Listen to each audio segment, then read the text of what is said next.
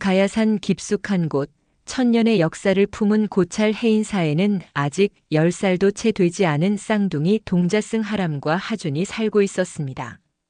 하람과 하준은 태어날 때부터 푸른 기와가 얹힌 절의 고요함 속에서 자랐지만 그들의 성격만큼은 마치 음과 양처럼 극명하게 달랐습니다. 하람은 차분하고 사려 깊은 아이였습니다. 돛돌에 앉아 멀리 뻗어나가는 산 능선을 멍하니 바라보거나 작은 벌레 한 마리도 함부로 밟지 못해 조심스럽게 길을 돌아가는 모습을 종종 보였습니다. 무슨 일을 하든 깊이 생각하고 돌다리도 두들겨보고 건너는 신중함이 몸에 배어 있었죠. 작은 솔잎 하나도 소중히 여기는 섬세한 마음을 지닌 아이였습니다. 반면 동생 하준은 맑은 샘물처럼 톡톡 튀는 생명력 그 자체였습니다. 굽이치는 계곡물처럼 활기차고 호기심이 넘쳐 매 순간 새로운 것을 찾아 헤매는 아이였죠. 법당 마당을 쓸다가도 문득 저 멀리 보이는 산봉우리에 시선을 빼앗겨 빗자루를 던져두고 달려나가 버리곤 했습니다. 위험해 보이는 일에도 앞장서서 나서는 용감함이 있었지만 때로는 그 용기가 무모함으로 비치기도 했습니다. 해인사의 고즈넉한 풍경은 이 두 아이의 대비되는 모습을 더욱 선명하게 부각시켰습니다. 이른 아침 새벽 예불을 마친 두 아이는 법당 마당에서 빗자루를 들고 낙엽을 쓸고 있었습니다. 가을이 깊어가는 가야산은 온통 붉은 단풍으로 물들어 있었고 하루 종일 쓸어도 끝이 없을 만큼 많은 낙엽들이 쉼없이 떨어져 내렸습니다. 붉고 노란 잎들이 바람에 실려 춤을 추듯 내려앉는 모습은 한 폭의 그림 같았지만 하람의 마음속에는 알 수 없는 불안감이 따리를 틀고 있었습니다. 그는 꼼꼼히 구석구석 쓸면서도 자꾸만 산 쪽을 불안한 눈빛으로 바라보고 있었습니다. 그의 시선은 언제나 가야산의 깊은 골짜기를 향해 있었죠. 형, 또 그 이야기 생각하고 있지?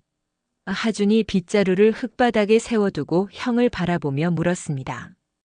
그의 목소리에는 장난기 어린 걱정이 묻어 있었습니다. 하람은 화들짝 놀라며 빗자루를 꽉 쥐었습니다.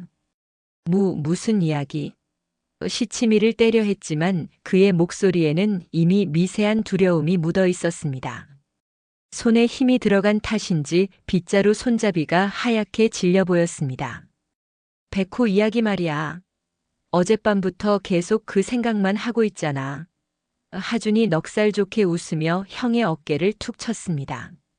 사실 며칠 전부터 해인사 안팎으로는 섬뜩한 소문이 돌고 있었습니다. 가야산 깊숙한 곳에 거대한 백호 한 마리가 나타났다는 것이었죠.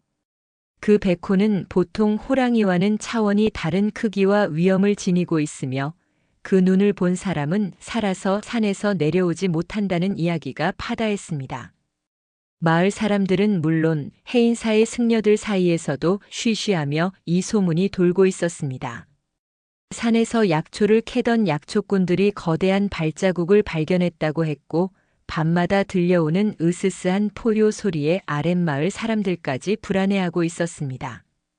고요했던 가야산에 드리워진 거대한 그림자처럼 백호의 존재는 모두의 마음을 잠식해 들어갔습니다. 그런데 스님들께서는 왜 아무 말씀도 안 하시는 거지? 하준이 고개를 갸웃하며 물었습니다. 그의 눈동자에는 여전히 호기심이 가득했지만 그 안에는 어린아이답지 않은 걱정도 엿보였습니다. 하람은 한숨을 쉬며 대답했습니다. 주지 스님께서 편찮으셔서 그러시는 거야. 요즘 기침도 심하시고 걸어 다니시는 것도 힘들어 보이시잖아. 그의 목소리에는 주지 스님에 대한 깊은 연민과 함께 답답함이 섞여 있었습니다.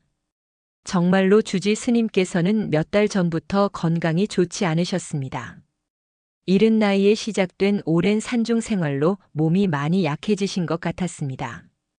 평소 같으면 이런 소문이 돌 때 직접 산에 올라가 확인해 보시는 분이셨는데 지금은 그럴 체력도 없어 보였습니다. 다른 스님들도 대부분 연세가 많으셔서 험한 산길을 오르기는 어려운 상황이었습니다. 해인사의 모든 승려들이 병든 주지 스님과 가야산에 도는 공포 사이에서 불안한 침묵을 지키고 있었습니다. 그럼 우리가 가면 되잖아. 하준이 갑자기 눈을 반짝이며 말했습니다. 그의 눈빛은 짙은 호기심과 함께 어떤 사명감 같은 것으로 번뜩였습니다. 하람은 깜짝 놀라 손에 쥐고 있던 빗자루를 떨어뜨릴 뻔했습니다. 뭐라고? 너 정말 미쳤구나. 우리가 어떻게 겨우 10살도 안 된 우리가. 그는 동생의 무모한 제안에 경악했습니다. 왜? 우리도 이 절의 일원이잖아. 스님들께서 몸이 편찮으시면 우리가 나서야 하는 거 아니야? 하준의 말에는 일리가 있었습니다. 그의 논리는 단순했지만 그 속에는 해인사에 대한 깊은 애정과 책임감이 담겨 있었습니다. 그러나 하람에게는 너무나 무모한 제안으로 들렸습니다. 아직 10살도 안 된 아이들이 맹수가 나타난다는 산 깊숙한 곳까지 혼자 올라간다는 것은 상상만 해도 끔찍한 일이었어요. 마치 작은 개미가 거대한 코끼리에 맞서겠다는 것처럼 보였습니다. 절대 안 돼. 우리 같은 애들이 뭘 할 수 있겠어? 그냥 어른들께 맡기고 기다려야 해. 하람은 단호하게 고개를 저었습니다. 그의 얼굴에는 두려움과 함께 동생을 보호하려는 강한 의지가 드러났습니다. 형은 정말 겁쟁이야. 하준이 입술을 삐죽이며 소리쳤습니다. 부처님께서 우리를 지켜주신다고 늘 배웠잖아. 그런데 왜 그렇게 무서워해? 믿음이 없는 거야? 두 아이의 목소리가 점점 커지자 법당 안에서 예불을 드리고 계시던 원각 스님이 나오셨습니다. 이른이 넘은 노스님이셨지만 아직도 정정하셔서 해인사의 여러 일들을 도맡아 하고 계셨습니다. 그의 얼굴에는 깊은 주름이 패어 있었지만 그 눈빛은 가야산의 맑은 계곡물처럼 투명하고 깊었습니다. 왜 이렇게 시끄럽게 다투느냐? 원각 스님의 목소리는 부드러웠지만 그 안에는 묵직한 권위가 실려 있었습니다. 스님, 하준이가 산에 백호를 보러 가자고 해요. 하람이 급히 고자질했습니다. 그의 목소리에는 여전히 두려움과 함께 동생에 대한 걱정이 역력했습니다. 원각 스님은 잠시 두 아이를 번갈아 바라보시더니 법당 마루에 앉으라고 손짓하셨습니다. 두 아이는 나란히 앉아 스님의 말씀을 기다렸습니다. 고요한 침묵 속에서 바람소리만이 해인사의 처마 밑을 스치고 지나갔습니다. 너희들이 그 이야기를 들었구나. 원각 스님이 천천히 입을 여셨습니다. 그의 목소리는 나직했지만 그 안에는 오랜 세월의 지혜와 깊은 통찰이 담겨 있었습니다. 40여 년 전에도 비슷한 일이 있었단다. 하람과 하준은 숨을 죽였습니다. 40여 년 전에도요? 하람이 조심스럽게 물었습니다. 그렇지. 그때도 지금처럼 가야산에 백호가 나타났다는 소문이 돌았지. 하지만 그 백호는 사람들을 해치러 온 것이 아니었어. 원각 스님의 목소리는 부드러우면서도 깊은 무게감이 있었습니다. 그는 과거의 기억을 더듬는 듯 멀리 가야산의 봉우리를 바라보았습니다. 두 아이는 더욱 숨을 죽이고 스님의 이야기를 들었습니다. 고요한 법당 마당에는 오직 스님의 나직한 목소리만이 울려 퍼졌습니다. 그때 이 산에는 밀렵꾼들이 많이 들어왔단다. 총을 가지고 와서 산짐승들을 무차별로 사냥했지. 그러던 어느 날 새끼를 벤 어미 백호가 총에 맞아 죽어가고 있는 것을 발견했어. 피가 흥건하고 숨조차 제대로 쉬지 못하는 처참한 광경이었지. 그래서 어떻게 되셨어요? 하준이 조급하게 물었습니다.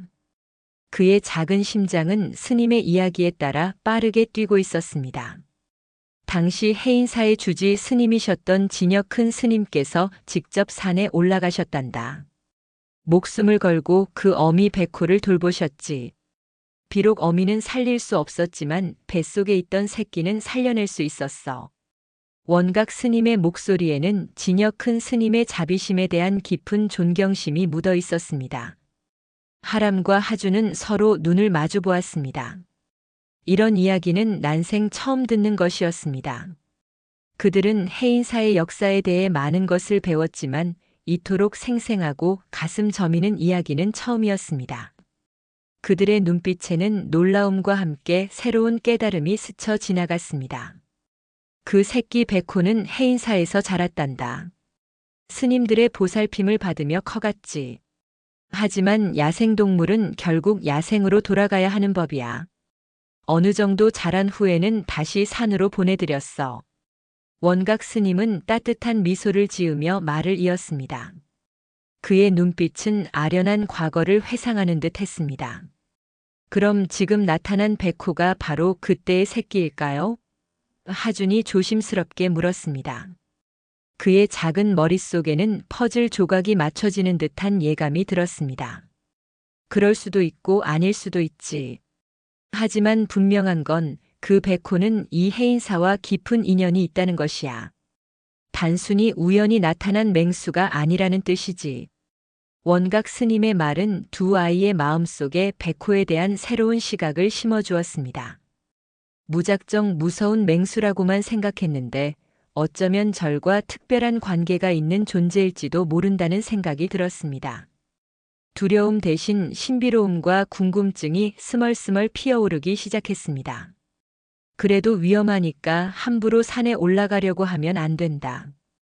원각 스님이 다시 한번 당부하셨습니다. 그의 목소리에는 여전히 걱정이 담겨 있었지만 그 안에는 아이들의 용기를 막지 않으려는 미묘한 허용도 섞여 있었습니다. 때가 되면 자연스럽게 모든 것이 밝혀질 것이야. 하지만 하준의 마음속에는 이미 모험에 대한 설렘이 거대한 파도처럼 일렁이고 있었습니다. 무서운 백호가 아니라 절과 인연이 깊은 존재라면 직접 만나서 확인해 보고 싶다는 생각이 간절했습니다. 그의 작은 심장은 쿵쾅거렸고 눈빛은 마치 밤하늘의 별처럼 반짝였습니다. 반면 하람은 여전히 두려움이 앞섰습니다. 아무리 인연이 있다고 해도 맹수는 맹수였으니까요. 그의 머릿속에는 혹시 모를 위험한 상황들이 끊임없이 떠올랐습니다. 그날 밤 두 아이는 각자의 방에서 잠들기 전까지 계속해서 백호에 대해 생각했습니다. 하준은 용감하게 백호를 만나는 상상을 하며 웃음을 지었고 하람은 무서운 일이 일어날까봐 걱정하며 이불을 뒤집어 썼습니다. 잠을 이루지 못하고 뒤척이는 소리가 방 안에 가득했습니다. 밤이 깊어 갈수록 가야산에서 들려오는 바람 소리가 마치 누군가의 울음소리처럼 들렸습니다. 혹시 그것이 백호의 소리일까요? 아니면 단순히 바람이 나무 사이를 지나가는 소리일까요? 두 아이의 마음속에는 서로 다른 감정들이 거대한 조류처럼 밀려오고 있었습니다. 한쪽은 용기라는 이름의 파도, 다른 한쪽은 두려움이라는 이름의 심연이었습니다. 그들은 잠 못 이루는 밤을 그렇게 보냈습니다. 그리고 다음 날 아침 그들은 자신들의 인생을 송두리째 바꿀 결정을 내리게 됩니다. 세상의 모든 동자승들이 하지 않을, 결코 해서는 안 되는 그 결정을 말입니다. 다음 날 아침 가야산은 짙은 안개에 잠겨 있었습니다. 해인사의 기와 지붕은 축축한 이슬을 머금고 있었고 새벽 공기는 차갑고 맑았지만 하람과 하준의 마음속에는 어젯밤부터 피어오른 각기 다른 불씨가 여전히 타오르고 있었습니다. 하준은 평소보다 일찍 일어나 법당 앞마당으로 나왔습니다. 그의 작은 얼굴에는 결심으로 가득 찬 굳은 의지가 서려 있었고 두 눈은 어둠이 채 가시지 않은 산의 능선을 향해 있었습니다. 어제 원각 스님께서 들려주신 40년 전 이야기는 그의 마음에 단순한 호기심을 넘어선 어떤 사명감을 심어주었습니다. 만약 정말로 그 백호가 해인사에서 자란 새끼라면 사람들을 해치려고 나타난 것이 아닐 수도 있다는 확신이 들었습니다. 어쩌면 외로워서 혹은 도움이 필요해서 나타난 것일지도 모른다는 생각마저 들었습니다. 반면 하람은 밤새 뒤척이며 제대로 잠을 이루지 못해 눈가에 거뭇한 그림자가 드리워져 있었습니다. 그의 마음속에서는 두려움과 책임감이 끊임없이 충돌했습니다. 백호는 무서웠습니다. 상상만 해도 온몸의 털이 곤두서는 공포의 대상이었습니다. 하지만 그보다 더 무서운 것은 동생 하준이 혼자 그 위험한 산속으로 들어가는 것이었습니다. 세상에 단 하나뿐인 자신의 반쪽과도 같은 동생이었습니다. 만약 하준에게 무슨 일이라도 생긴다면 자신은 평생을 후회와 죄책감 속에서 살아야 할 것 같았습니다. 형, 정말로 가지 않을 거야? 하준이 물통을 들고 우물가로 향하면서 다시 한번 물었습니다. 그의 목소리는 차분했지만 그 안에는 형을 설득하려는 간절함이 담겨 있었습니다. 당연하지. 그런 위험한 곳에 왜 가야 해? 스님께서도 기다리면 모든 것이 밝혀질 거라고 하셨잖아. 하람이 고개를 저으며 대답했습니다. 그의 목소리는 애써 단호했지만 끝이 미세하게 떨리고 있었습니다. 기다리기만 하면 뭘 할 수 있는데? 주지 스님께서는 계속 편찮으시고 다른 스님들은 산에 오르실 수 없어. 그러는 동안 아랫마을 사람들은 계속 불안에 떨고 있잖아. 어쩌면 그 백호는 우리에게 무언가 말하고 싶은 걸지도 몰라. 하준의 눈빛은 진지했습니다. 그는 이미 단순한 모험이 아니라 해인사의 일원으로서 마땅히 해야 할 일을 생각하고 있었습니다. 하람은 아무 말도 할 수 없었습니다. 동생의 말이 틀리지 않았기 때문입니다. 그저 두려움에 숨어 기다리는 것이 과연 옳은 일일까 하는 회의감이 들기 시작했습니다. 하지만 이성과 본능은 여전히 위험하다고 경고하고 있었습니다. 너 혹시 혼자 갈 생각하는 거 아니지? 하람이 갑자기 불안한 표정으로 동생을 바라보았습니다. 하준의 단호한 눈빛에서 불길한 예감이 들었기 때문입니다. 그럴 수도 있지. 형이 안 간다면 나라도 가야지. 진실이 뭔지는 알아야 할 거 아니야. 하준이 어깨를 으쓱하며 아무렇지 않은 척 대답했습니다. 그의 태연한 태도가 하람의 마음을 더욱 불안하게 만들었습니다. 절대 안 돼. 혼자 가면 정말 위험해. 죽을 수도 있단 말이야. 하람의 목소리가 다급해졌습니다.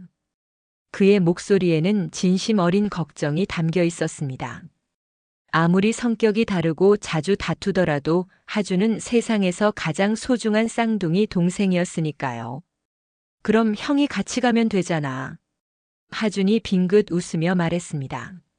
마치 하람이 그렇게 말할 줄 알았다는 듯한 표정이었습니다. 하람은 잠시 망설였습니다. 그의 머릿속에서는 수만 가지 생각이 스쳐 지나갔습니다. 무서운 백호의 날카로운 발톱, 칠흑 같은 산속의 어둠, 길을 잃고 헤매는 끔찍한 상상들.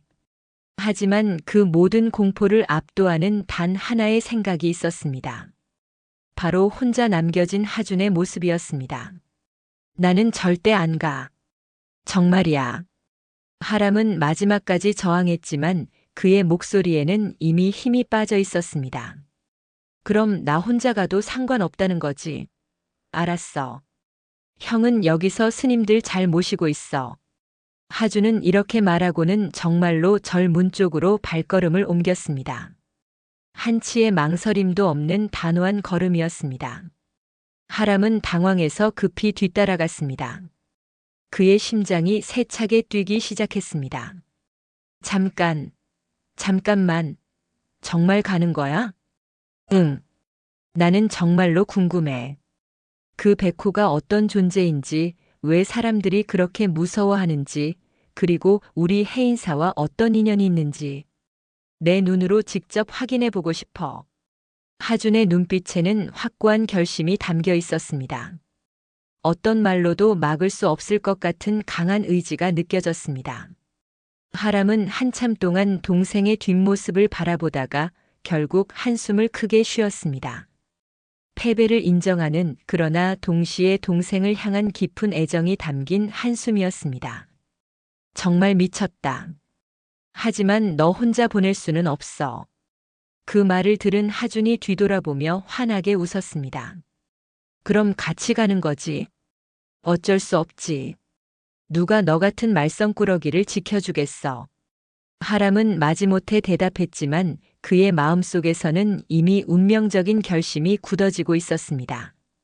두려움보다 동생을 지켜야 한다는 사명감이 더 크게 자리 잡은 순간이었습니다. 두 아이는 은밀하게 계획을 세웠습니다. 다른 스님들이 모두 오후 예불에 참석하는 동안 몰래 절을 빠져나가기로 했습니다. 소문에 백호가 나타난다는 관음암까지는 걸어서 2시간 정도 걸리니까 해가 지기 전에 도착할 수 있을 것 같았습니다.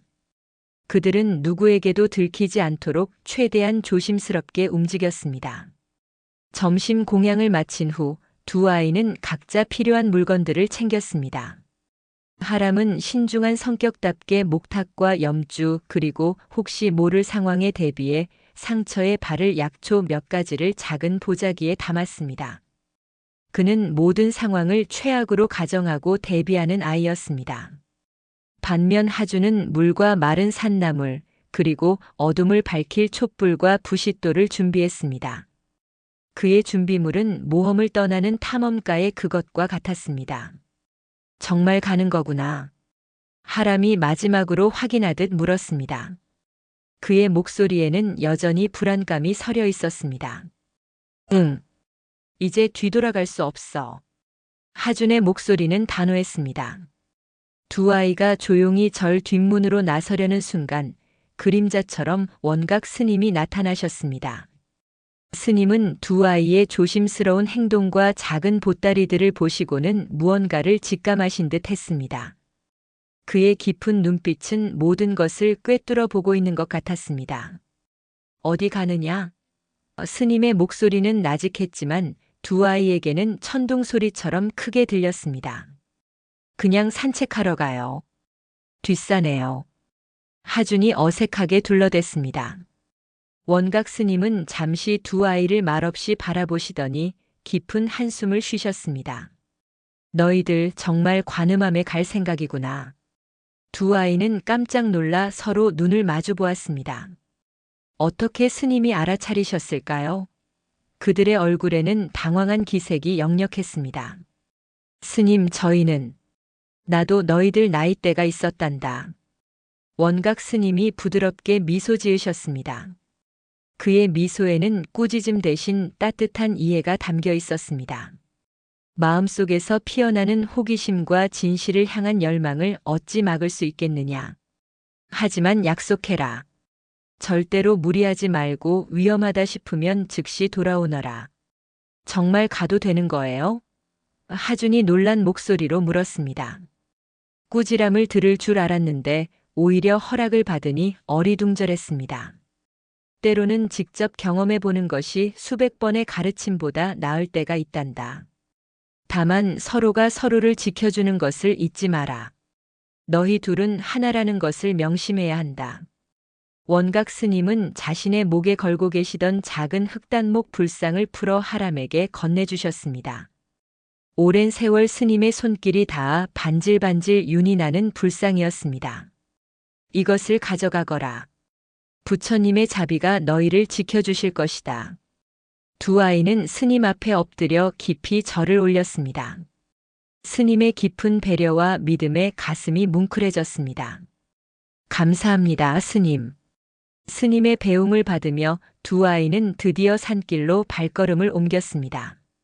처음에는 잘 닦인 등산로였지만 점점 올라갈수록 길은 험해지기 시작했습니다. 사람의 발길이 거의 닿지 않는 깊은 산속으로 들어서자 거대한 바위들과 하늘을 가리듯 울창한 숲이 2아이를 둘러쌌습니다. 때로는 길이 끊겨 덤불을 헤쳐나가야 했고 좁은 절벽길을 아슬아슬하게 지나가기도 했습니다. 형, 무섭지 않아? 하준이 문득 물어보았습니다. 아까까지만 해도 용감하게 앞장서던 하준이었지만 점점 깊어지는 산속에서는 조금씩 불안감이 밀려오고 있었습니다.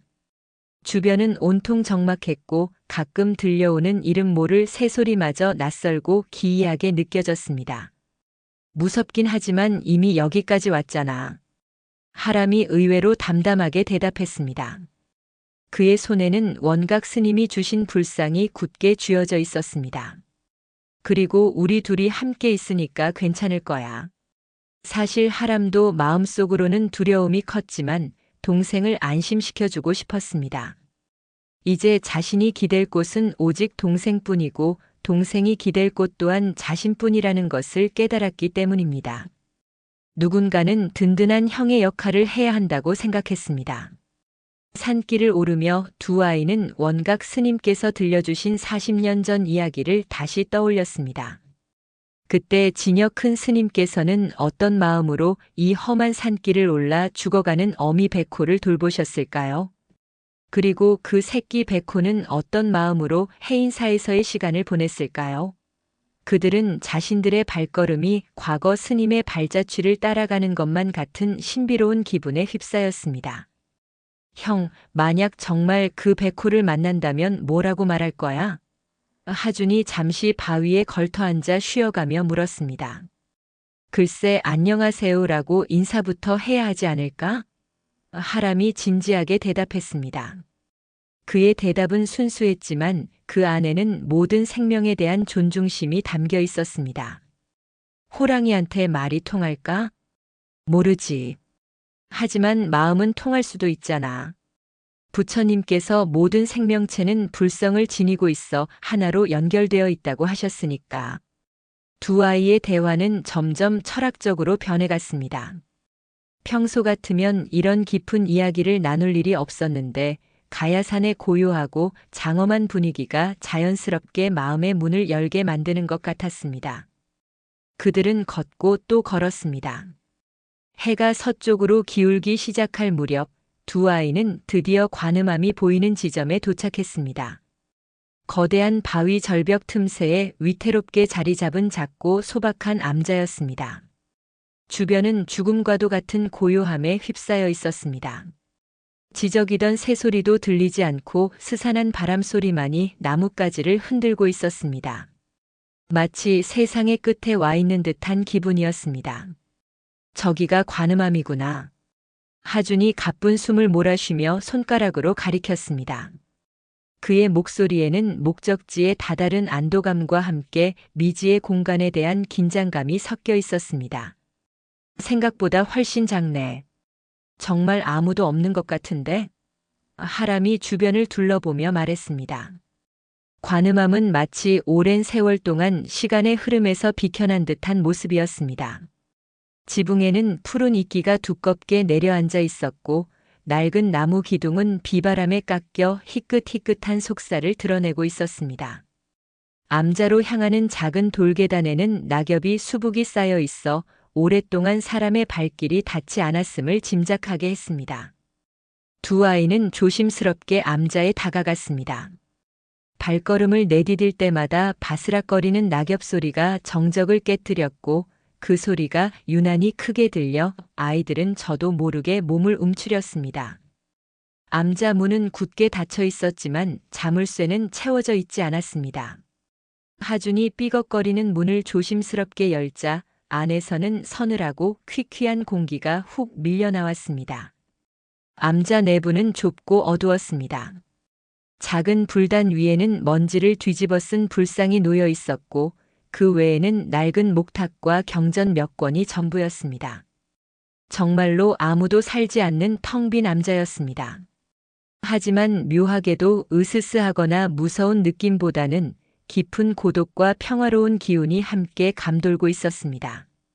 마치 이곳에 머물렀던 누군가의 간절한 기도가 공기 중에 여전히 남아있는 듯한 느낌이었습니다. 이제 어떡하지? 하람이 불안한 목소리로 물었습니다. 막상 목적지에 도착했지만 이제부터 무엇을 해야 할지 막막했습니다. 해는 점점 서쪽 산 너머로 기울고 있었고 숲은 빠르게 어둠에 잠기고 있었습니다. 일단 기다려보자. 백호가 정말 있다면 밤에 나타날지도 몰라. 하준의 제안에 하람은 걱정이 되었지만 이미 여기까지 온 이상 쉽게 돌아갈 수도 없는 상황이었습니다. 어두워진 산길을 내려가는 것은 올라오는 것보다 훨씬 더 위험할 터였습니다. 두 아이는 암자 안으로 들어가 짐을 풀었습니다. 하준은 가져온 촛불을 켜 불단 위에 올려놓았습니다. 흔들리는 촛불 하나가 암자 내부에 짙은 어둠을 희미하게 밀어냈습니다. 그리고 두 아이는 나란히 불상 앞에 앉아 조용히 저녁 예불을 드렸습니다. 평소 해인사에서 하던 것처럼 정성스럽게 기도를 올렸습니다. 부처님, 저희를 보살펴 주시고 저희가 만나려는 그 존재 또한 보살펴 주시옵소서. 그들의 작은 기도 소리가 텅 빈 암자 안에 조용히 울려 퍼졌습니다. 그렇게 시간이 흐르고 해가 완전히 지자 가야산은 깊은 어둠과 침묵에 휩싸였습니다. 이제 들리는 소리라고는 멀리서 들려오는 바람 소리와 정체를 알 수 없는 풀벌레 소리뿐이었습니다. 두 아이는 서로에게 가까이 기댄 채 앉아서 작은 촛불 하나에 의지하며 밤을 보내기로 했습니다. 암자 밖은 칠흑 같은 어둠이었고 그 어둠 속에 무엇이 도사리고 있을지 모른다는 생각에 등줄기가 서늘해졌습니다. 과연 오늘 밤 그 전설의 백호를 만날 수 있을까? 하준이 속삭이듯 말했습니다. 그의 목소리에는 기대와 두려움이 뒤섞여 있었습니다. 하람은 대답 대신 품속에서 원각 스님이 주신 흑단목 불상을 꺼내 꼭 쥐었습니다. 차갑고 단단한 불상의 감촉이 조금이나마 마음을 진정시켜주는 것 같았습니다. 그는 눈을 감고 조용히 연부를 외우기 시작했습니다. 밤이 깊어지자 관음암 주변은 완전한 정적에 휩싸였습니다. 두 아이는 암자 안에서 작은 촛불 하나에 의지한 채 서로 등을 맞대고 앉아 있었습니다. 하람은 계속해서 손에 쥔 염주를 굴리며 마음을 다스리려 했고 하주는 귀를 쫑긋 세워 바깥의 소리에 온 신경을 집중하고 있었습니다. 모든 감각이 칼날처럼 예민해진 순간이었습니다. 형, 정말 아무 소리도 안 들린다. 하준이 속삭이듯 말했습니다. 너무 조용해서 더 무서워. 하람이 떨리는 목소리로 대답했습니다. 실제로 산속의 밤은 두 아이가 상상했던 것보다 훨씬 고요했습니다. 평소 해인사에서는 다른 스님들의 기침 소리나 발걸음 소리라도 들렸는데 이곳에서는 자신들의 숨소리와 심장이 쿵쾅거리는 소리만이 또렷하게 들릴 뿐이었습니다. 촛불이 바람 한 점 없는 암자 안에서 미세하게 흔들릴 때마다 벽에 비친 두 아이의 그림자가 마치 살아 움직이는 괴물처럼 보여서 더욱 긴장감을 더했습니다. 그림자는 아이들의 공포심을 먹고 자라나는 듯 점점 더 커 보였습니다. 시간이 얼마나 흘렀을까요? 자정은 넘었을 법한 깊은 밤이었습니다. 갑자기 밖에서 나뭇가지가 우두둑하고 부러지는 소리가 들렸습니다. 그 소리는 고요한 밤의 정적을 날카롭게 찢었습니다. 둘은 동시에 숨을 멈추고 몸을 굳혔습니다. 뭔가 있어. 하준이 거의 들리지 않을 정도로 작은 목소리로 말했습니다. 그의 얼굴에서 장난기는 완전히 사라지고 날카로운 경계심만이 남아 있었습니다. 쥐나 다람쥐겠지. 하람이 자신을 다독이듯 중얼거렸지만 그 소리는 작은 동물이 낼 수 있는 소리가 아니었습니다. 묵직한 무언가가 마른 나뭇가지를 밟아 부러뜨린 소리였습니다. 그리고 잠시 후 발걸음 소리가 들려왔습니다. 서걱서걱 마른 낙엽을 밟는 소리였습니다. 발걸음 소리는 점점 암자 쪽으로 가까워졌습니다. 하나가 아니었습니다. 여러 개의 발걸음 소리가 사방에서 들려오는 듯 했습니다. 그리고 그 소리는 사람의 발걸음도 아니었습니다. 네 발로 걷는 짐승의 발소리, 그것도 여러 마리가 무리를 지어 움직이는 소리였습니다. 하람은 목탁을 꽉 움켜쥐고 다급하게 연부를 외우기 시작했습니다. 나무아미타불 관세음보살, 나무아미타불 관세음보살. 떨리는 목소리였지만 최대한 또렷하게 부처님의 이름을 부르는 그 소리가 악한 기운을 물리쳐 주기를 간절히 바랐습니다. 하주는 촛불을 조금 더 밝게 하려고 심지를 올렸지만 오히려 그림자가 더 크게 춤을 추며 공포를 증폭시킬 뿐이었습니다. 그때였습니다. 암자 밖에서 낮게 크르르릉 하고 으르렁거리는 소리가 들려왔습니다. 한 마리가 아니었습니다. 여러 마리의 굶주린 짐승들이 내는 위협적인 울음소리가 암자를 포위하듯 둘러싸고 있었습니다. 늑대다. 하준이 낡은 창문 틈으로 밖을 내다보며 말했습니다. 그의 목소리는 경악으로 잠겨 있었습니다. 정말로 희미한 달빛에 비친 그림자들을 보니 굶주린 늑대 무리가 암자 주변을 빙빙 돌며 서성이고 있었습니다. 대여섯 마리는 좋게 되어 보였습니다. 그들의 눈이 어둠 속에서 섬뜩한 초록빛으로 번뜩이고 있었습니다. 어떡하지? 하람이 울음이 터져나올 것 같은 목소리로 물었습니다. 연불 소리는 이미 공포에 잠식되어 제대로 이어지지 못하고 있었습니다. 그의 눈에는 눈물이 그렁그렁 맺혔습니다. 눈앞에 닥친 생생한 위협 앞에서 10살 아이의 용기는 모래성처럼 허물어지고 있었습니다. 괜찮아, 문을 잘 잠갔으니까 괜찮을 거야. 하준이 말했지만 자신도 무섭기는 마찬가지였습니다. 떨리는 목소리가 그의 공포를 고스란히 드러내고 있었습니다. 그는 얇은 나무 문이 과연 굶주린 늑대들의 공격을 막아낼 수 있을지 의심스러웠습니다. 하지만 늑대들은 점점 더 대담해졌습니다. 처음에는 거리를 두고 으르렁거리며 탐색전을 벌이더니 이내 암자 문을 날카로운 발톱으로 드르륵 드르륵 긁는 소리가 들려왔습니다. 그 소리는 마치 아이들의 심장을 긁는 것처럼 소름 끼쳤습니다. 몇몇 놈들은 벽에 몸을 비비며 돌아다니기도 했습니다. 마치 안에 갇힌 작은 먹잇감의 냄새를 맡고 어떻게 하면 안으로 들어갈 수 있을지 궁리하는 것 같았습니다.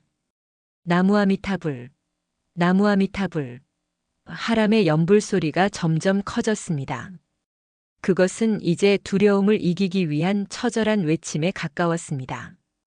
그는 한편으로는 부처님께서 정말로 자신들을 지켜주시기를 간절히 바라는 마음으로 마지막 남은 힘을 다해 소리쳤습니다.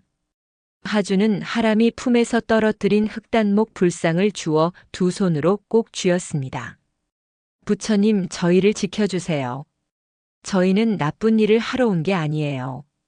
제발. 그런데 바로 그 순간 이상한 일이 일어났습니다. 암자 주변을 둘러싸고 있던 늑대들의 울음소리와 문을 긁던 소리가 거짓말처럼 뚝 그쳤습니다. 암자 주변이 다시 섬뜩할 정도의 고요함에 휩싸였습니다. 너무나 갑작스러운 변화에 두 아이는 어리둥절했습니다. 왜 갑자기 조용해졌지? 하준이 의아해하며 물었습니다. 그 순간이었습니다. 크어어흥. 천지를 진동시킬 것 같은 거대한 포효가 가야산 전체를 울렸습니다. 그 소리는 지금까지 들어본 어떤 짐승의 소리와도 달랐습니다. 늑대의 울음소리와는 차원이 다른 압도적이고 장엄하며 지엄한 위엄이 서린 소리였습니다. 관음함의 낡은 기둥이 부르르 떨리고 불단 위의 촛불이 금방이라도 꺼질 듯 세차게 흔들렸습니다. 그것은 단순한 짐승의 울음소리가 아니라 산 전체가 분노하여 포효하는 듯한 소리였습니다. 두 아이는 본능적으로 서로를 부둥켜 안았습니다.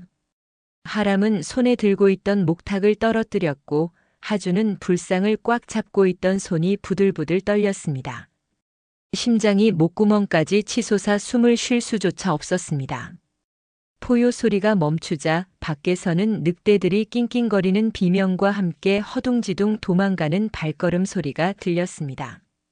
무언가 훨씬 강력하고 두려운 존재가 나타났고 산의 무법자였던 늑대들은 그것을 감지하고 꽁지가 빠져라 도망친 것이 분명했습니다. 그리고 잠시 후 완전히 다른 종류의 발걸음 소리가 들려왔습니다. 쿵쿵 무겁고 느리지만 한 걸음 한 걸음에 엄청난 무게가 실린 발걸음이었습니다. 그 발걸음은 암자 바로 앞에서 멈췄습니다. 두 아이는 숨을 죽이고 기다렸습니다. 늑대들보다 더한 공포가 온몸을 올가매는 것 같았습니다. 과연 무엇이 밖에 있는 걸까요? 혹시 바로 그 전설의 백호일까요? 낡은 창문 너머로 희미한 달빛의 거대한 그림자가 비쳤습니다. 그 그림자는 일반적인 호랑이보다 훨씬 비교할 수 없을 정도로 컸습니다. 어깨 높이만으로도 웬만한 어른 키만 해 보였고 그 위험 있는 자세에서는 감히 범접할 수 없는 기운이 느껴졌습니다. 칠흑 같은 어둠 속에서도 그 그림자는 유독 희게 빛나는 것처럼 보였습니다. 정말 백호다. 하준이 떨리는 목소리로 속삭였습니다. 그 존재는 암자 주변을 천천히 돌기 시작했습니다. 발걸음은 놀라울 정도로 조용했지만 그 거대한 체구에서 나오는 압박감은 얇은 나무 벽을 통해서도 고스란히 전해져 왔습니다. 두 아이는 마치 거대한 산이 자신들을 내려다보고 있는 듯한 엄청난 위압감에 짓눌렸습니다. 우리 이제 어떻게 하지? 하람이 울먹이며 물었습니다. 그의 몸은 사시나무처럼 떨리고 있었습니다. 하주는 잠시 생각에 잠겼습니다. 머릿속이 하얗게 비는 듯한 극심한 공포 속에서도 그의 마음 한구석에서는 원각 스님께서 하신 말씀이 떠올랐습니다. 그 백호는 해인사와 깊은 인연이 있다고 하셨지. 만약 정말로 그렇다면 자신들을 해치러 온 것이 아닐 수도 있잖아. 늑대들로부터 우리를 구해준 것일지도 몰라. 형, 우리 밖으로 나가보자. 하준이 갑자기 말했습니다. 미쳤어? 절대 안 돼. 나가면 바로 잡아먹힐 거야. 하람이 기겁하며 동생의 옷자락을 붙잡았습니다. 하지만 생각해봐. 만약 우리를 해치려고 했다면 진작에 이 낡은 문을 부수고 들어왔을 거야. 그런데 지금까지 그냥 주변을 맴돌기만 하고 있잖아. 하준의 말에는 일리가 있었습니다. 그 거대한 백호라면 얇은 나무문 정도는 종이장처럼 찢어버릴 수 있을 텐데 실제로는 그런 시도를 하지 않고 있었습니다. 그래도 너무 위험해. 형, 우리가 여기까지 온 이유를 생각해봐. 진실을 확인하러 왔잖아. 이제 와서 겁낼 시간이 아니야.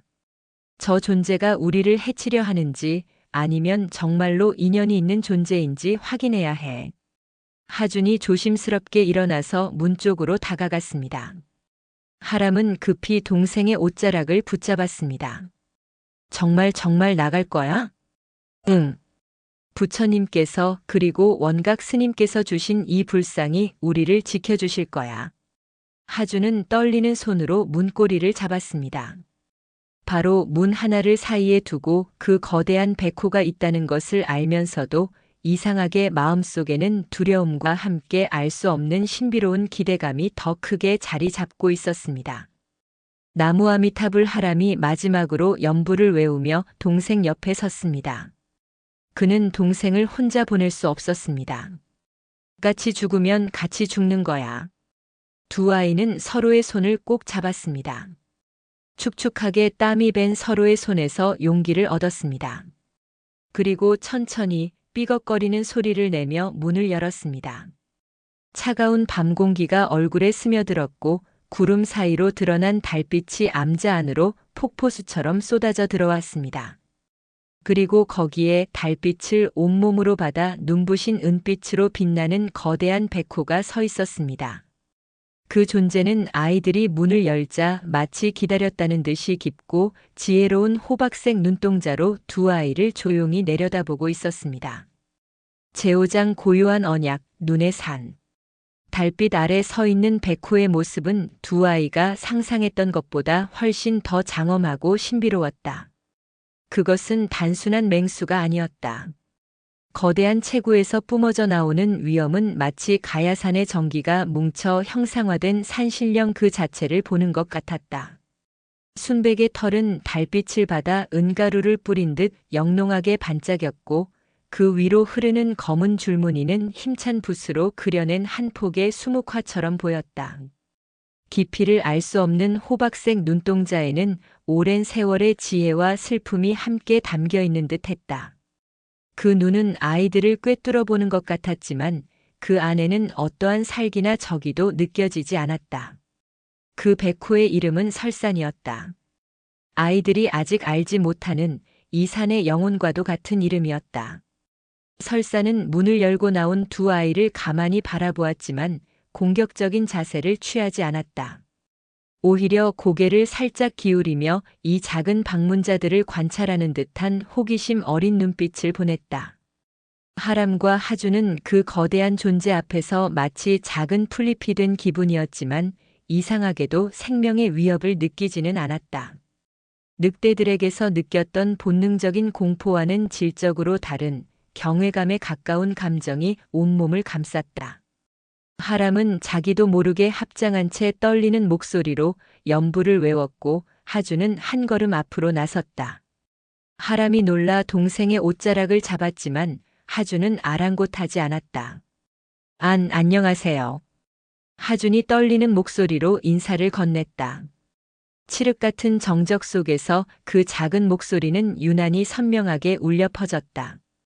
설사는 그 인사를 들은 듯 커다란 귀를 쫑긋 세웠다.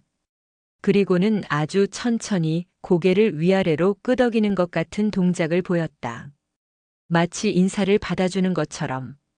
저 정말 알아듣는 것 같아.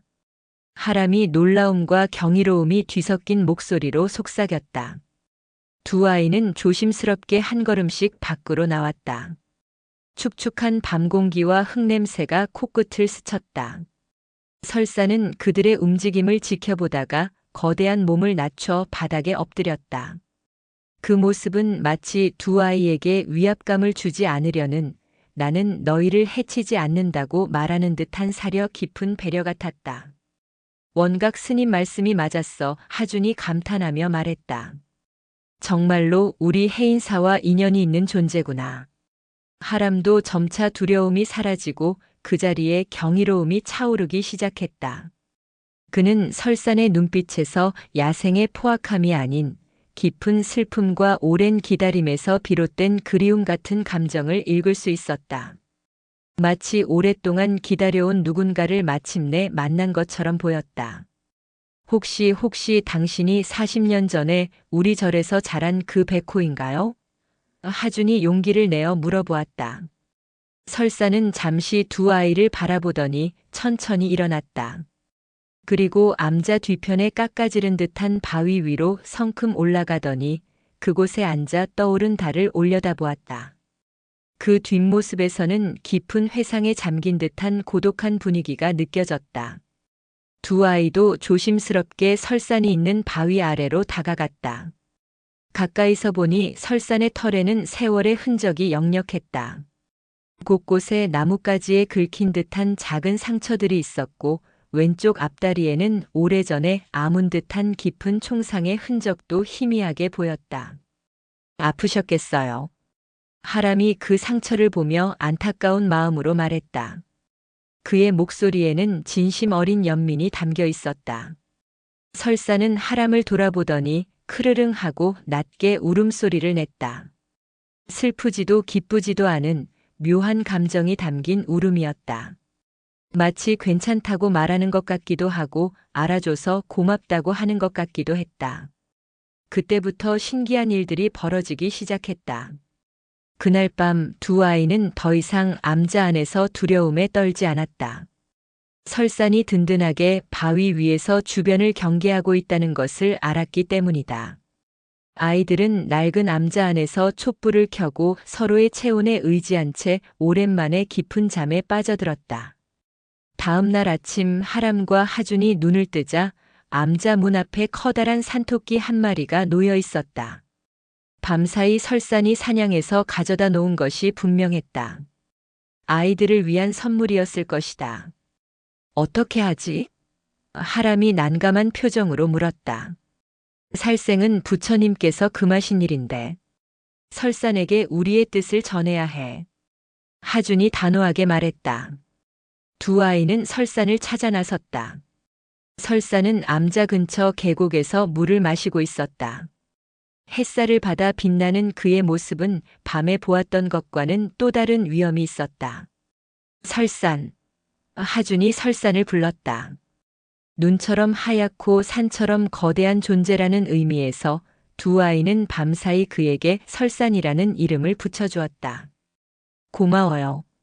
하지만 우리는 생명을 해치는 일은 할 수 없어요. 부처님의 가르침이에요. 하준이 정중하지만 단호하게 말했다. 설사는 고개를 갸웃했다. 그의 눈에는 순수한 의문이 담겨 있었다. 최상위 포식자인 그에게 사냥은 생존 본능이자 호의를 베푸는 가장 좋은 방법이었기 때문이다. 그의 세계에서는 이해할 수 없는 말이었다. 대신 산에서 나는 열매나 나무 뿌리를 함께 나누어 먹어요. 하람이 제안했다. 두 아이는 설산을 데리고 산속을 돌아다니기 시작했다. 그리고 아이들은 곧 설산이 가야산의 모든 것을 꿰뚫고 있는 산의 주인이라는 것을 깨닫게 되었다. 아이들은 잘 익은 산머루와 다래를 땄고 도토리와 밤을 주었다. 설산은 처음에는 아이들의 행동을 이해하지 못하고 어리둥절한 표정으로 지켜보았지만 점차 두 아이의 뜻을 이해하기 시작했다. 신기한 것은 설산이 어떤 식물에 독이 있고 어떤 것이 안전한지 정확하게 알고 있다는 것이었다. 두 아이가 모양이 비슷한 독버섯을 집으려 하면 낮게 으르렁거려 경고해 주었고 약효가 좋은 더덕이 숨겨진 곳으로 아이들을 이끌기도 했다. 정말 똑똑해요. 하준이 감탄하며 설산의 등을 쓰다듬었다. 산에서 오래 살았으니까 이 산의 모든 것을 알고 있는 거겠지. 하람이 대답했다. 점심시간이 되자 두 아이는 모아온 산나물과 열매로 간단한 식사를 준비했다. 설산도 그들 옆에 앉아 아이들이 건네주는 산머루를 조심스럽게 낼름 받아 먹었다. 처음에는 어색했지만 점차 자연스러운 분위기가 형성되었다. 육식만 하던 백호가 작은 열매를 먹는 모습은 기이했지만 그 모습에는 아이들과 함께하고 싶어하는 따뜻한 마음이 담겨 있었다. 설산도 우리와 같은 마음을 가지고 있는 것 같아. 외로웠던 거야. 하준이 말했다. 모든 생명은 부처의 성품을 가지고 있다고 하셨잖아. 모습은 달라도 마음은 통하는 거야. 하람이 고개를 끄덕였다. 오후에는 설산이 두 아이에게 산의 여러 비밀스러운 곳을 안내해 주었다. 안개가 자욱한 이끼 계곡, 수백 년 된 소나무가 군락을 이룬 숲, 그리고 하늘과 가장 가까이 맞닿아 해인사와 아랫마을이 한눈에 내려다 보이는 정상의 바위까지. 그곳들은 사람들이 모르는 가야산의 속살과도 같은 곳이었다. 이런 곳이 있는 줄은 꿈에도 몰랐어. 하람이 깊은 계곡 아래로 펼쳐진 운해를 내려다보며 감탄했다. 설산은 자랑스러운 듯 가슴을 펴고 있었다. 오랫동안 혼자만 알고 있던 자신의 영역을 누군가와 함께 나누는 기쁨을 온몸으로 표현하는 것 같았다. 해가 지기 시작하자 세 친구는 다시 관음함으로 돌아왔다. 설산은 어제처럼 암자 앞 바위에 자리를 잡고 누웠고 두 아이는 그 옆에 나란히 앉아 붉게 물들어가는 하늘을 올려다보았다. 설산, 당신은 그동안 외롭지 않았나요? 하람이 조용히 물어보았다. 설산은 잠시 두 아이를 바라보더니 크응 하고 길고 낮은 울음소리를 냈다. 그 울음에는 40년이라는 긴 세월 동안 홀로 견뎌온 깊은 외로움과 그리움이 묻어나는 듯 했다. 이제 외롭지 않을 거예요. 우리가 있잖아요. 하준이 설산의 커다란 앞발을 조심스럽게 쓰다듬으며 말했다. 설산은 눈을 지그시 감았다. 오랫동안 느껴보지 못했던 따뜻한 온기가 얼어붙었던 마음속으로 스며드는 것 같았다. 그날 밤 두 아이는 설산의 거대한 품에 기대어 잠이 들었다. 백호의 따뜻한 체온과 규칙적인 숨소리가 세상에서 가장 포근한 자장가가 되어주었다. 설산도 오랜만에 깊고 평화로운 밤을 보낼 수 있었다. 하지만 이 평화로운 시간이 영원히 지속될 수는 없었다. 그들이 모르는 사이 산 아래에서는 이미 거대한 오해와 탐욕의 폭풍이 휘몰아치기 시작하고 있었다. 쌍둥이 동자승이 백호에게 잡혀갔다는 끔찍한 소문이 걷잡을 수 없이 퍼져나가고 있었던 것이다. 해인사에서는 하람과 하준이 이틀째 돌아오지 않자 큰 소동이 벌어지고 있었다. 처음에는 그저 호기심의 뒷산에 올랐다가 길을 잃었으려니 생각했던 스님들도 시간이 흐르자 심각한 불안감에 휩싸이기 시작했다. 원각 스님은 두 아이가 관음함으로 갔다는 것을 알고 계셨지만 이렇게 오래 머물 줄은 예상하지 못하셨다. 혹시라도 무슨 변고가 생긴 것은 아닐까 하는 불길한 예감이 그의 마음을 무겁게 짓눌렀다. 정말로 백호에게 무슨 일이라도 당한 건 아닐까요? 젊은 직관 스님이 창백해진 얼굴로 물었다. 그의 목소리에는 공포가 서려 있었다. 아닐세. 분명히 무사할 걸세. 원각 스님이 애써 침착하게 대답했지만 그의 목소리에도 걱정이 묻어 있었다. 그는 아이들에게 건네준 불상을 떠올리며 부처님의 자비가 아이들과 함께하기를 간절히 기도했다. 와병 중이던 주지 스님마저 아이들의 소식을 전해 듣고는 쇠약해진 몸을 일으켜 앉아 깊은 시름에 잠겼다. 소문은 마른 들판에 불 번지듯 산 아래 가야면 마을까지 삽시간에 퍼져나갔다. 처음에는 해인사 동자승들이 백호를 보러 산에 올라갔다더라 정도의 이야기였는데 사람들의 입을 거치고 공포심이 더해지면서 이야기는 점점 끔찍하게 과장되기 시작했다. 마을 주막에 모여 앉은 나무꾼들은 저마다 목소리를 높였다. 들었는가? 그 어린 동자승들이 백호한테 산채로 잡아먹혔다네. 어이쿠, 쯧쯧 얼마나 무서웠을꼬. 벌써 이틀이나 안 돌아왔다지 않나. 틀림없이 무슨 일이 생겨도 단단히 생긴 게야. 마을 사람들의 불안은 점점 공포로 변해갔다. 그 백호가 이제 사람까지 해치기 시작했다고 믿게 된 것이다. 평소에도 깊은 산에 들어가는 것을 꺼렸던 사람들은 이제 아예 산 근처에도 얼씬하지 않게 되었다. 특히 아이들을 둔 어머니들의 걱정은 하늘을 찔렀다.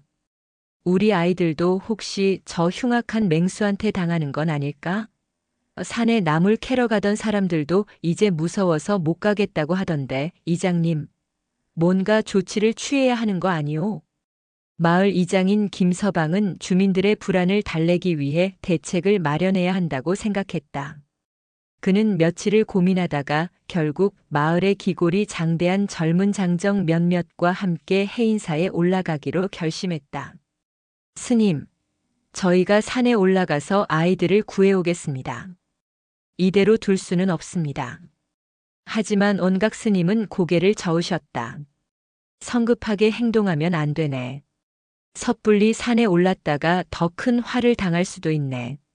조금만 더 기다려보세. 하지만 스님, 이미 이틀이나 지났습니다. 더 늦으면 정말 아이들이 위험할 수도 있습니다. 김서방의 말에는 일리가 있었다. 하지만 원각 스님은 왠지 모르게 두 아이가 무사할 것이라는 깊은 믿음이 있었다. 40년 전 진여 큰 스님과 백호의 인연이 아이들을 지켜줄 것이라는 이성적으로는 설명할 수 없는 확신이었다.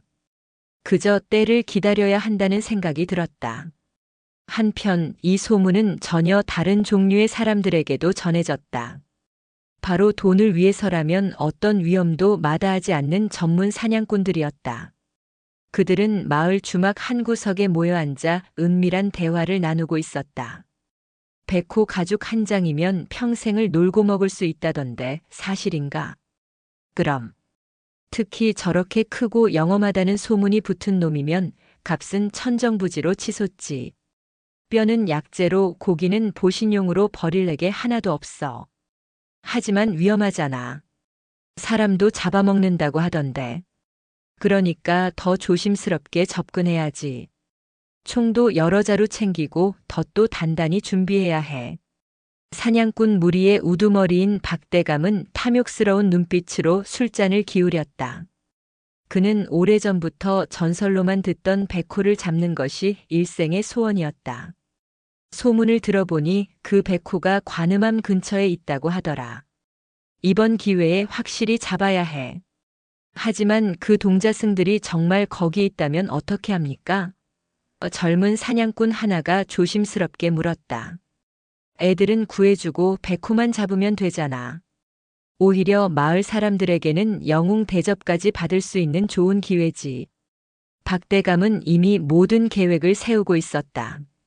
마을 사람들에게는 아이들을 구하러 가는 의로운 구조대인 척하고 실제로는 자신의 탐욕을 채우기 위해 백호를 사냥하는 것이 그의 진짜 목적이었다. 백호의 가죽과 뼈 그리고 여러 부위는 그에게 엄청난 부와 명예를 가져다 줄 것이었다. 언제 출발할까요? 내일 새벽 동이 트자마자 출발한다. 총은 제대로 손질해두고 사냥개들도 굶겨서 사납게 만들어놔라. 사냥꾼들은 은밀하게 계획을 짰다. 마을 사람들에게는 구조작전이라고 둘러대면서 실제로는 피비린내 나는 탐욕을 위한 사냥 계획을 세운 것이었다. 그 시각 관음암에서는 하람과 하준, 그리고 설산이 세상의 소란과는 동떨어진 평화로운 시간을 보내고 있었다. 셋째 날 아침 두 아이는 설산과 함께 산속 깊은 곳에 숨겨진 계곡을 탐험하고 있었다. 에메랄드빛 소와 크고 작은 폭포들이 어우러진 마치 선경과도 같은 곳이었다. 정말 아름다운 곳이네. 하준이 맑은 계곡물에 발을 담그며 감탄했다. 설산이 안내해주지 않았으면 평생 와보지 못했을 거야. 하람이 대답했다. 설산은 자랑스러운 듯 고개를 들고 있었다. 오랫동안 혼자만 알고 있던 비밀스러운 장소를 사랑하는 친구들과 함께 나누는 기쁨을 느끼고 있었다. 하지만 두 아이의 마음 한편에는 조금씩 걱정이 자라나고 있었다. 벌써 사흘째 절에 돌아가지 않고 있었기 때문이다. 즐거운 시간 속에서도 해인사에 계실 스님들의 걱정스러운 얼굴이 어른거렸다.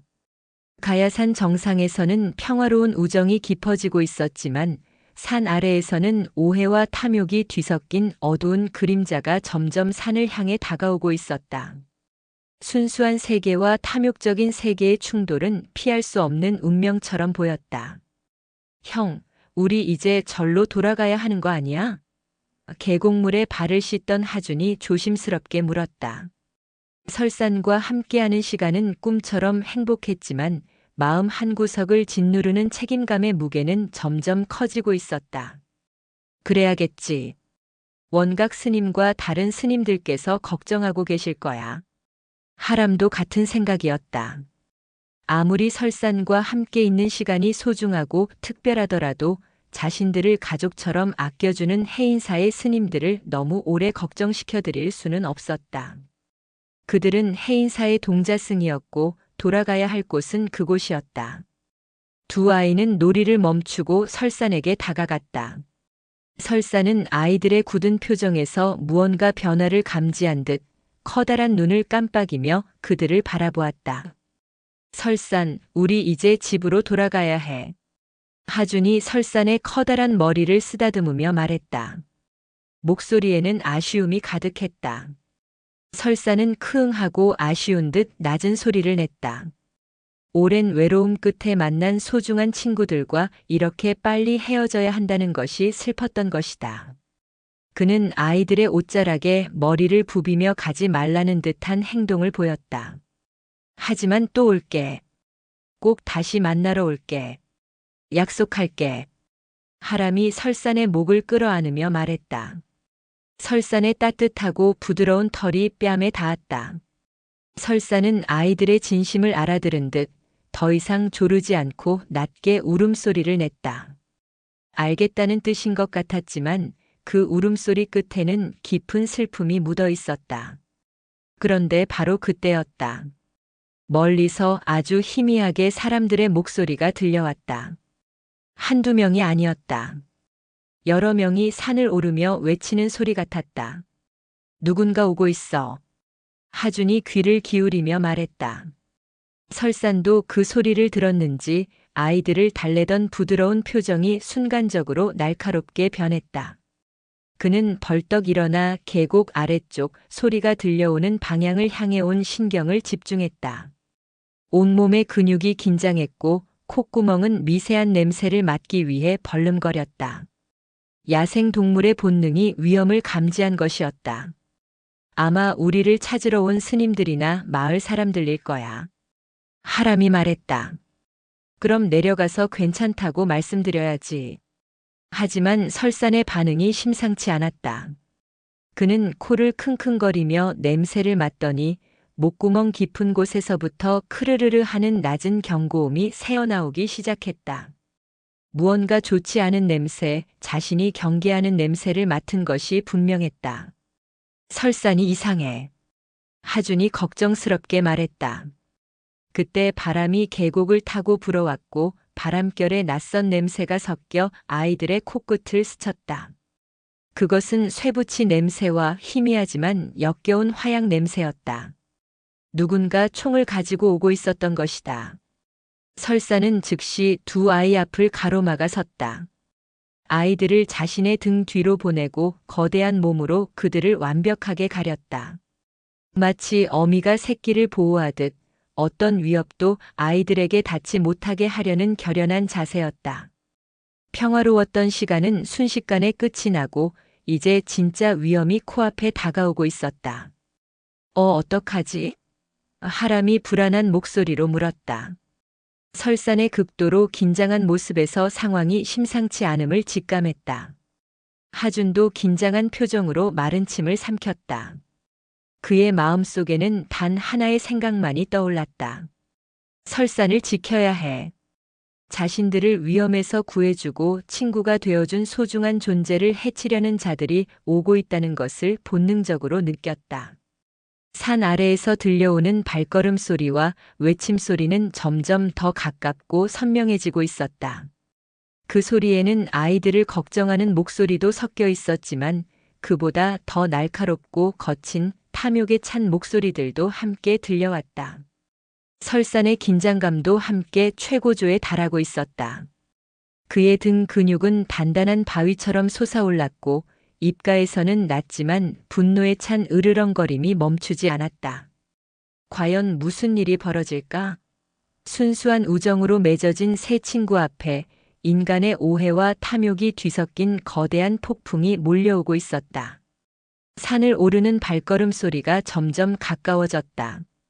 마른 나뭇잎과 돌멩이를 밟는 소리, 거친 숨소리, 그리고 간간이 섞여 나오는 고함 소리가 고요했던 계곡의 정적을 무참히 깨뜨렸다. 설사는 두 아이를 자신의 등 뒤 바위 틈 안전한 곳으로 밀어넣고 관음암 앞 공터에 당당하게 서서 아래쪽을 노려보고 있었다. 거대한 체구에서 뿜어져 나오는 위압감은 마치 산 자체가 분노하여 앞길을 막아선 듯한 모습이었다. 첫 번째로 모습을 드러낸 것은 마을 사람들이었다. 이장 김서방을 비롯한 5명의 마을 장정들이 땀을 뻘뻘 흘리며 숨을 헐떡이며 관음암 근처에 도착했다. 그들은 눈앞에 버티고 선 설산의 모습을 보자마자 그 자리에 얼어붙었다. 저게 바로 그 백호로구나. 김서방이 떨리는 목소리로 중얼거렸다. 소문으로만 듣던 것과는 비교도 할 수 없는 거대함과 위엄이었다. 맹수라기보다는 차라리 신수에 가까운 모습이었다. 세상에 생각했던 것보다 훨씬 크구먼. 애들은 대체 어디 있는 게야? 마을 사람들이 두리번거리며 당황하고 있을 때 하준이 설산의 거대한 다리 뒤에서 조심스럽게 나타났다. 아저씨들, 저희 여기 있어요. 아, 하준아, 다행이다가 무사했구나. 김서방은 안도의 한숨을 쉬었지만 그의 얼굴에는 즉시 더 큰 걱정이 드리워졌다. 상상조차 하기 힘든 거대한 백호가 바로 아이들 곁에 버티고 서 있는 상황에서 어떻게 아이들을 안전하게 구해내야 할지 막막했기 때문이다. 얘야, 조심해서 이리로 오너라. 천천히. 하지만 하람이 나서서 손을 저었다. 괜찮아요. 설산은 우리를 해치지 않아요. 설산? 그게 저 맹수 이름이란 말이냐? 너희들 저 녀석한테 홀린 게 틀림없구나. 마을 사람들은 믿을 수 없다는 표정으로 웅성거렸다. 어떻게 저런 흉악한 맹수와 친구가 될 수 있다는 말인가? 그런데 바로 그때 숲속에서 다른 움직임이 감지되었다. 박대감을 필두로 한 사냥꾼 무리가 은밀하게 접근하고 있었던 것이다. 그들은 나무와 바위 뒤에 몸을 숨기고 번들거리는 총구를 백호를 향해 겨누고 있었다. 설사는 즉시 그들의 존재를 눈치챘다. 뛰어난 청각과 후각으로 숨어있는 사냥꾼들의 위치와 그들이 가진 무기의 냄새까지 정확히 파악했다. 그의 목에서 흘러나오던 경고음이 한층 더 낮고 위협적으로 변했다. 크르르르르릉. 그 소리는 계곡 전체에 울려 퍼지며 주변의 공기를 얼어붙게 만들었다. 무슨 소리지? 김서방이 불안한 눈빛으로 주변을 둘러보았다.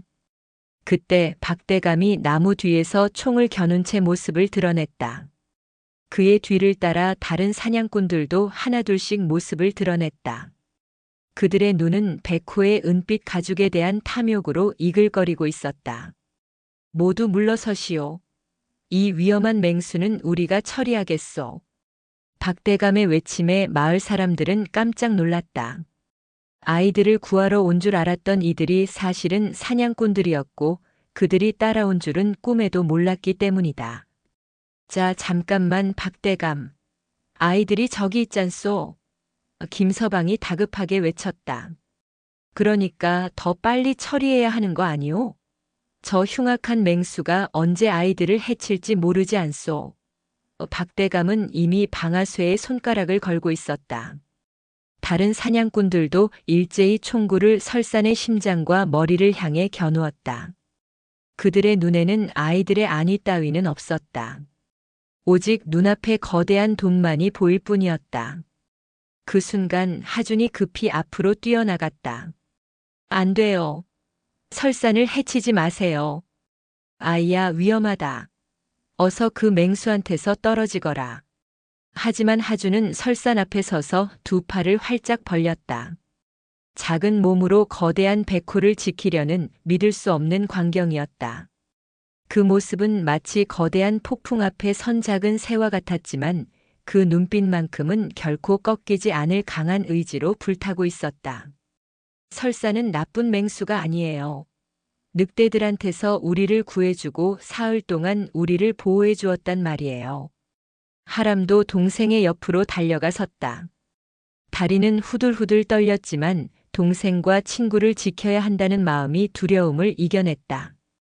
그 역시 두 팔을 벌려 설산을 막아섰다. 제발 저희 말을 들어보세요. 설산은 우리 해인사와 깊은 인연이 있는 분이에요. 흉악한 맹수가 아니란 말입니다. 박대감은 코웃음을 치며 비웃었다. 허허, 애들이 완전히 홀렸구나. 호랑이한테 홀리면 약도 없다더니. 그래, 어서 저 애들을 구하고 저 위험천만한 놈을 처리해야 해. 사냥꾼들은 총구를 더욱 바짝 겨누었다. 일촉즉발의 상황이었다. 설사는 그들의 살기를 온몸으로 느끼고 있었다. 당장이라도 달려들어 저들의 목을 물어뜯을 수 있었지만 자신의 앞에 서 있는 작은 두 아이 때문에 함부로 움직일 수 없었다. 아이들이 다칠까봐 그는 분노를 억누르며 버티고 서 있을 뿐이었다. 마지막 경고다. 애들아, 어서 그 맹수한테서 떨어지지 못할까? 박대감이 고함쳤지만 하준과 하람은 꿈쩍도 하지 않았다. 오히려 더욱 단단히 설산 앞에 서서 그를 막아섰다. 우리는 절대 비키지 않을 거예요. 설산을 쏘려거든 저희를 먼저 쏘세요. 하준이 목이 터져라 외쳤다. 그때 설산이 움직였다. 그는 아이들을 다치지 않게 조심스럽게 자신의 등 뒤로 밀어낸 다음 위협적으로 앞으로 나섰다. 거대한 몸집과 산도 부술 듯한 기세, 그리고 날카로운 이빨을 드러내며 사냥꾼들을 정면으로 위협했다. 지금이다. 쏴라. 박대감이 외쳤다.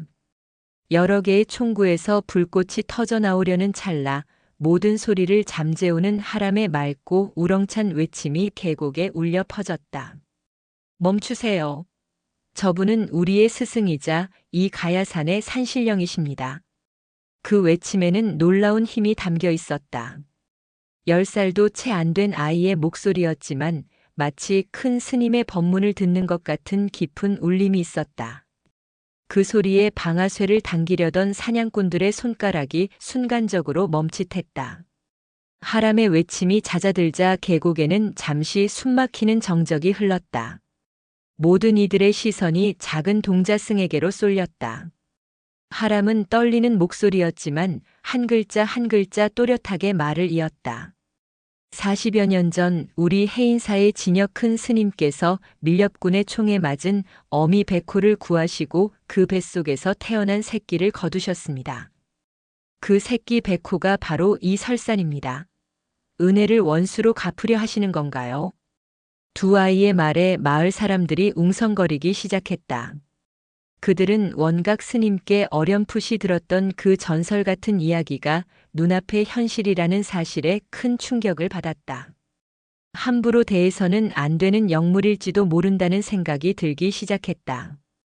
그런 헛소리에 속으면 안 돼요. 박대감이 다시 총을 고쳐 잡으며 소리쳤다. 그저 영악한 짐승이 아이들을 홀린 것뿐이요. 하지만 바로 그때 설산이 모두의 예상을 뛰어넘는 특별한 행동을 보였다. 그는 자신을 지키려 애쓰는 두 아이를 자애로운 눈빛으로 한번 바라보더니 천천히 몸을 낮추기 시작했다. 그리고 마치 큰 스님께 예를 올리듯 혹은 부처님 앞에 엎드리듯 거대한 머리를 땅에 대고 깊이 숙였다. 그 경이로운 광경에 모든 사람들이 숨을 죽였다. 산의 왕이라 불리는 백호가 그 어떤 것에도 굴복하지 않을 것 같던 장엄한 존재가 어린 동자승들에게 예를 갖추며 고개를 숙이고 있었던 것이다. 그 모습에는 어떤 간계나 속임수도 없었다. 오직 아이들을 향한 깊은 신뢰와 존경, 그리고 자신을 둘러싼 사람들을 향한 비폭력의 메시지만이 담겨 있었다. 하준이 설산의 커다란 머리를 부드럽게 쓰다듬으며 말했다. 설산 괜찮아요. 이제 괜찮아요. 우리가 지켜드릴게요. 그 순간 또 다른 신비로운 일이 일어났다. 설산의 눈빛에서 깊은 자비와 지혜의 빛이 뿜어져 나오는 것 같았다. 그 눈빛은 단순한 짐승의 눈이 아니었다. 마치 부처님의 자비심 그 자체를 보는 것 같은 모든 것을 용서하고 포용하는 듯한 깊고 따뜻한 빛이었다. 사냥꾼들조차 그 모습에 압도되었다. 총을 겨누고 있던 손이 저절로 부들부들 떨리기 시작했다.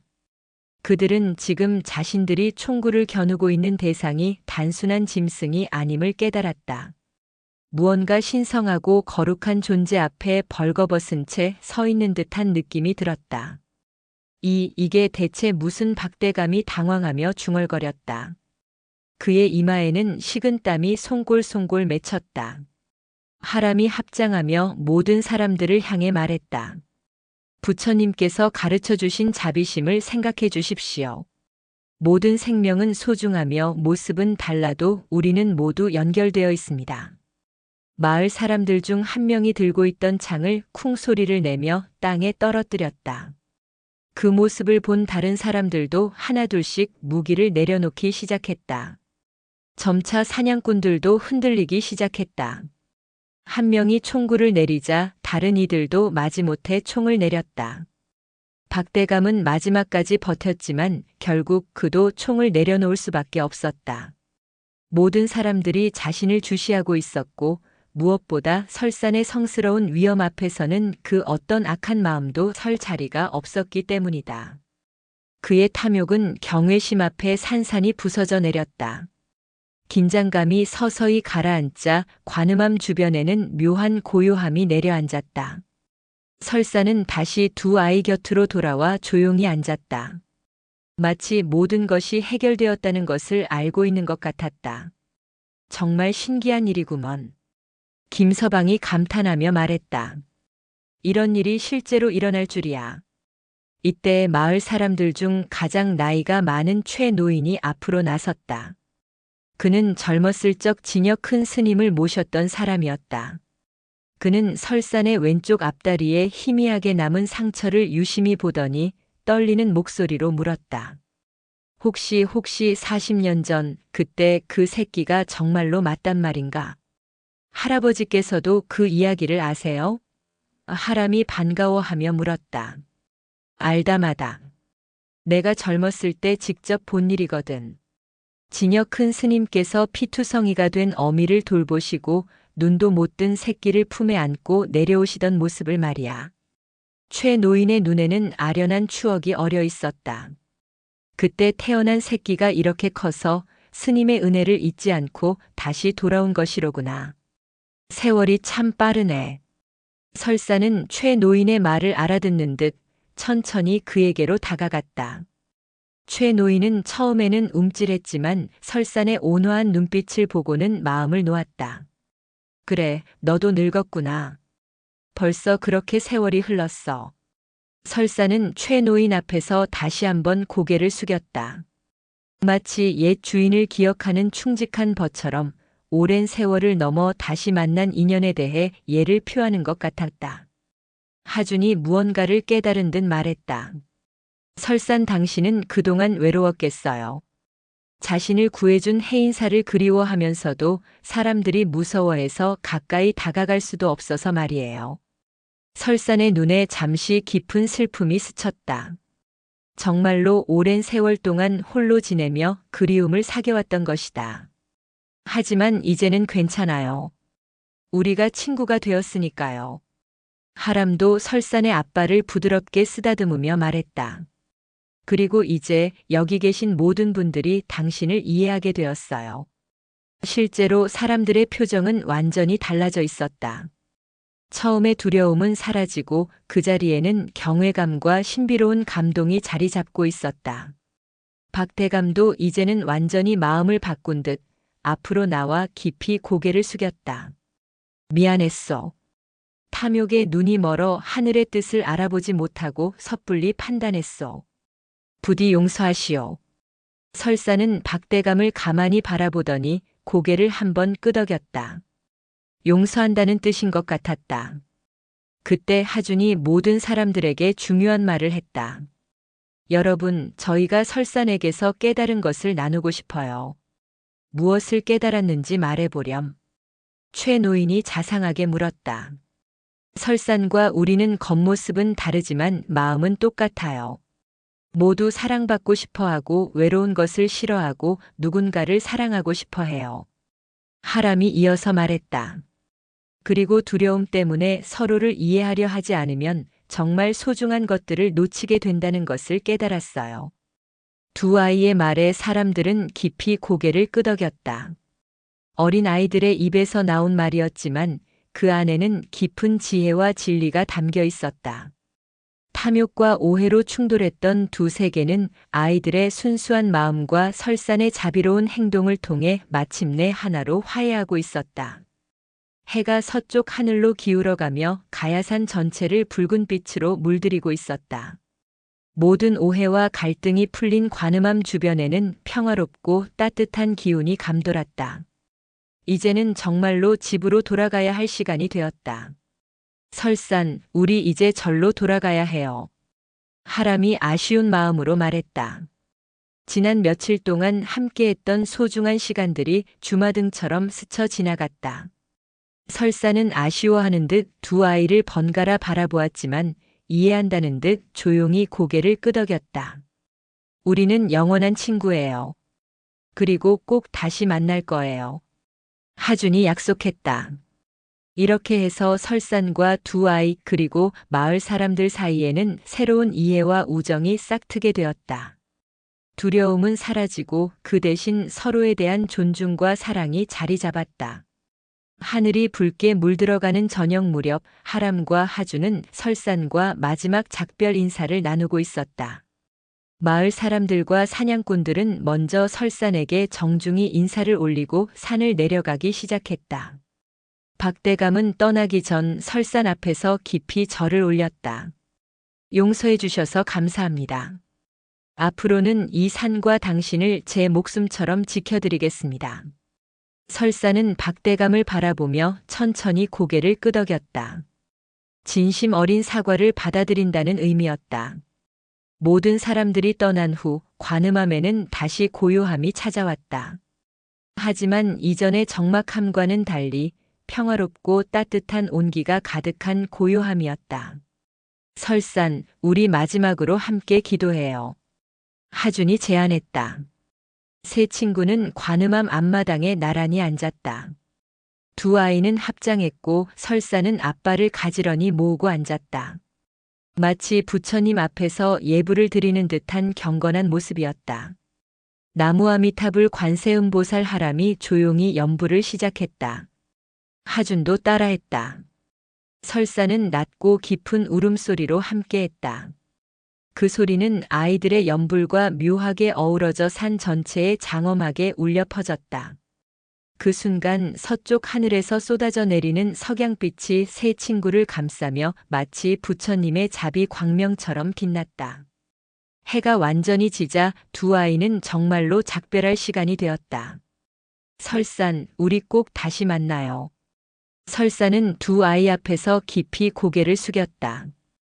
제자들에게 보내는 스승의 마지막 인사처럼 보였다. 두 아이가 산길을 내려가기 시작하자 설산은 높은 바위 위에 올라가 그들이 보이지 않을 때까지 오랫동안 배웅했다. 달빛을 받아 은빛으로 빛나는 설산의 모습은 정말로 산신령 같았다. 해인사에 도착했을 때는 이미 밤이 깊어 있었다. 하지만 법당에는 불이 환하게 켜져 있었고 원각 스님을 비롯한 모든 스님들이 두 아이를 기다리고 계셨다. 무사히 돌아왔구나. 원각 스님이 안도의 미소를 지으며 아이들을 끌어안았다. 그날 밤 두 아이는 밤이 늦도록 스님들께 자신들의 놀라운 경험을 들려주었다. 설산과의 첫 만남, 함께 보낸 평화로운 시간들, 그리고 오늘의 위기와 화해까지. 스님들은 그 이야기를 들으며 감탄을 금치 못했다. 참으로 부처님의 자비가 함께하신 일이로구나. 주지 스님께서 쇠약한 목소리로 말씀하셨다. 너희들이 용기를 내어 진실을 찾아 나선 덕분에 큰 오해가 풀렸구나. 그리고 무엇보다 소중한 법을 얻어왔네. 그날 이후 두 아이의 이야기는 널리 퍼져나갔다. 가야산 백호에 대한 무서운 소문은 사라지고 대신 자비로운 산신령에 대한 아름다운 전설이 자리 잡았다. 마을 사람들은 더 이상 산을 무서워하지 않았고 오히려 가끔씩 산에 올라가 설산을 위한 과일과 곡식을 바치고 왔다. 설산도 사람들을 반갑게 맞아주었고 특히 어린 아이들을 좋아했다. 하람과 하주는 일주일에 한 번씩 관음함을 찾아가 설산과 시간을 보냈다. 함께 명상을 하고 산속을 거닐며 말없이 자연의 이치를 배웠다. 세월이 흘러 두 아이는 훌륭한 스님으로 성장했다. 하람은 지혜롭고 자상한 스님이 되어 경전 연구에 매진했고 하주는 용감하고 자비로운 스님이 되어 중생구제에 앞장섰다. 그들은 함께 해인사를 이끌며 많은 사람들에게 설산과의 경험에서 얻은 깊은 가르침을 전했다. 모든 생명은 존귀하며 진정한 용기는 미워하는 대신 이해하고 사랑하는 것이라는 가르침이었다. 설산은 여전히 가야산의 수호령으로 살아갔다. 더 이상 외롭지 않았다. 인간들과 깊은 우정을 나누며 산의 평화를 지키는 역할을 했다. 어느 깊은 가을날 이미 중년이 된 하람 스님과 하준 스님이 관음함을 찾았다.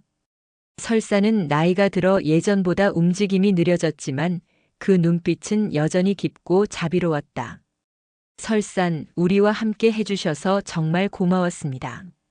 하준 스님이 설산의 머리를 쓰다듬으며 감사 인사를 드렸다. 설산은 두 제자를 바라보며 만족스러운 표정을 지었다. 자신이 가르친 아이들이 이렇게 훌륭하게 성장한 것이 자랑스러웠다. 그날 저녁 설산은 관음함 앞 늘 앉던 바위 위에서 조용히 눈을 감았다. 오랜 세월의 외로움을 견뎌낸 후 마침내 사랑하는 사람들에게 둘러싸여 평안한 죽음을 맞이한 것이었다. 설산이 떠난 후에도 가야산에는 여전히 신비로운 기운이 흘렀다. 때로는 깊은 계곡에서 장엄한 울음소리가 메아리쳤고 사람들은 그것을 설산의 영혼이 여전히 산을 지키고 있다는 증거라고 믿었다. 하람과 하주는 평생에 걸쳐 설산의 이야기를 사람들에게 전했다. 두려움보다는 이해를, 편견보다는 자비를, 분별보다는 하나됨을 가르쳤다. 그 가르침은 제자에서 제자로 이어져 내려갔고 가야산과 해인사의 가장 아름다운 전설이 되었다. 지금도 가야산 깊은 곳에서는 간혹 신비로운 포효가 들려온다고 한다. 그때마다 사람들은 미소를 지으며 말한다. 설산이 우리를 지켜주고 계시는구나. 그리고 그 울음소리는 단순한 맹수의 포효가 아니라 모든 생명을 사랑하고 보호하는 부처님의 자비로운 마음이 담긴 산신령의 축복이라고 믿고 있다. 이렇게 해서 쌍둥이 동자승 하람과 하준, 그리고 백호 설산의 이야기는 두려움을 극복하고 진정한 우정을 찾아낸 영원한 전설로 기억되게 되었다. 그들의 이야기는 오늘날까지도 많은 사람들에게 깊은 감동과 깨달음을 주고 있다.